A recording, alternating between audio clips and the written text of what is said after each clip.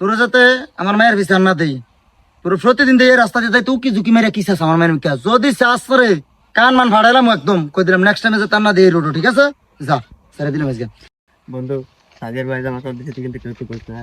না না কি কথা বন্ধু বেটা, তুই আমার কই জানা বেটা, আমি কি একটু কম বেটা গুল্লি মারলাম আমার মধ্যে কথা ভারী করে বেটা। বন্ধু যেতে পারছি না। আরে কি অবস্থা তোর? আসি তুই ভালা? আছে আলহামদুলিল্লাহ ভালো। তোর আর কি অবস্থা? এ তো আসি ভালো। আর বন্ধু অবস্থার কথা কইছা বুঝছিস নি, কাহিনী একটা কইতে গেছে হেতারা আছে না সাদিয়ার ভাই তো সেই কষে মারছে রে। কি রে বন্ধু, তুই না বলে কেউ তো কইতি না। আরে বন্ধু আর কেউ তো কইতাম না রে, মুখ ফুসকে বাড়িয়ে গেছে রে বন্ধু।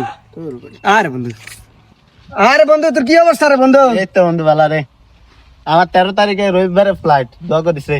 আরে বন্ধু তুই তো বেটা কাম একটা কইরা লাইছিস বেটা, রবিবার কথা কই তো আরেক জিনিস মনে করে দিলি বেটা। হেতার সাদিয়ার আছে না, সাদিয়ার ভাই তো বেটা হেতারে যে আসর দিছি রে, সোর আসর রে। বন্ধু বন্ধু লাগে চলা ফেরে নাই।